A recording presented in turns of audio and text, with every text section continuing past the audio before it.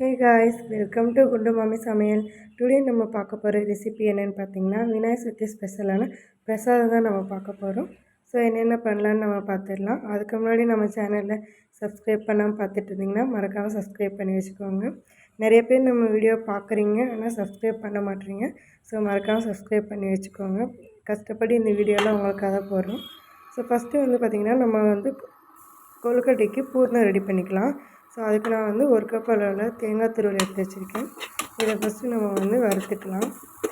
இந்த தேங்காய் துருவலோடு நான் ஒரே ஒரு ஏலக்காய் மட்டும் சேர்த்துருக்கேன். நீங்கள் ஏலக்காய் பவுடர் கூட ஆட் பண்ணிக்கலாம், சரிங்களா? நான் ஏலக்காய் வந்து தட்டி அதை கூட சேர்த்துருக்கேன். ஸோ வந்து தேங்காய் வந்து கொஞ்சம் ஃப்ரை ஆனதும் அது கூட வந்துட்டு வெல்லம் ஆல்ரெடி பொடிச்சு வச்ச வெல்லம் சேர்த்துருக்கேன். அது கூடவே இந்த பொட்டுக்கடலை வந்து கொஞ்சமாக வந்து அரைச்சி ஆட் பண்ணியிருக்கேன்.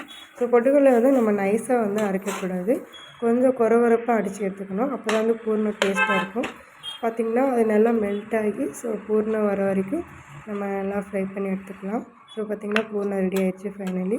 இதுக்கப்புறம் நம்ம கொழுக்கட்டை மாவு ரெடி பண்ணிடலாம். நான் வந்து 1 கப் அளவில் அரிசி மாவு எடுத்திருக்கேன்.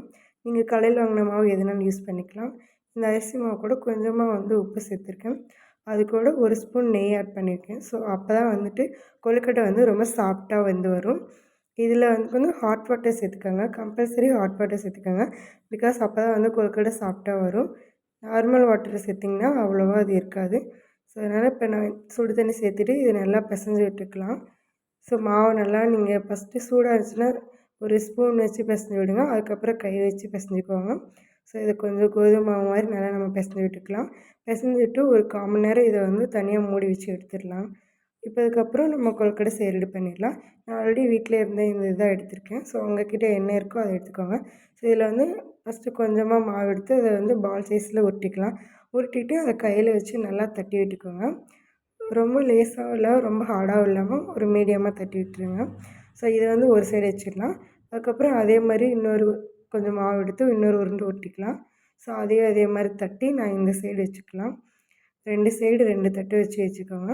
இதில் வந்து ஒரு சைடு மட்டும் கொஞ்சமாக நம்ம ரெடி பண்ணி வச்சுருக்க பூர்ணத்தை சேர்த்துக்கலாம். ஸோ பூர்ணம் வச்சுட்டு இதை அப்படியே க்ளோஸ் பண்ணி லைட்டாக ப்ரெஷ் பண்ணி எடுத்திங்கன்னா ஸோ சூப்பரான கொழுக்கட்டை பார்த்திங்கன்னா நம்மளுக்கு வந்துடும். இதுக்கப்புறம் நம்ம இதில் வந்து இட்லி மேக்கரில் வச்சு நம்ம பாயில் பண்ணி எடுத்துடலாம். ஸோ அதே மாதிரி எல்லாத்தையும் ஒவ்வொன்றா வச்சு நம்ம எடுத்துக்கலாம்.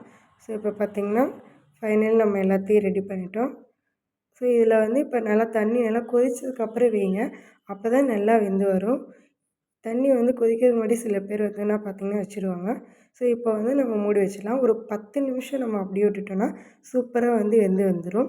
10 நிமிஷம் அப்புறம் பார்த்திங்கன்னா நான் வந்து சூடெல்லாம் போனதுக்கப்புறம் ஓப்பன் பண்ணிக்கேன். ஸோ அதில் ஒன்று மட்டும் எடுத்து காட்டுறேன் பாருங்கள், எவ்வளோ சாஃப்டாக சூப்பராக வெந்து வந்துருக்குன்னு.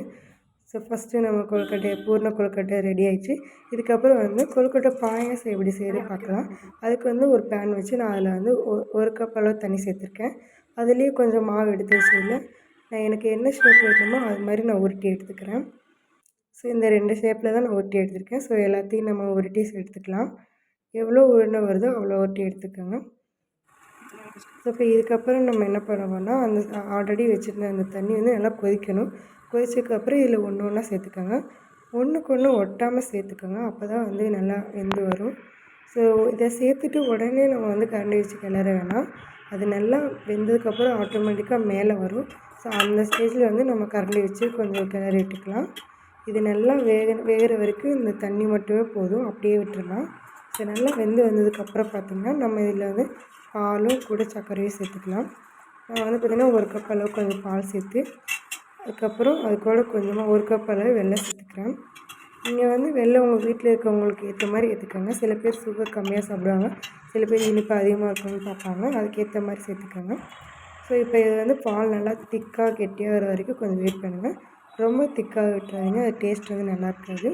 ஸோ இந்த மாதிரி மீடியமாக வந்ததுக்கப்புறம் இது கூட கொஞ்ச நேரம் துருவின தேங்காய் வந்து சேர்த்துக்கோங்க. தேங்காய் சேர்த்ததுக்கப்புறம் நம்ம இதை உடனே வந்து ஸ்டவ் ஆஃப் பண்ணி இறக்கிடலாம்.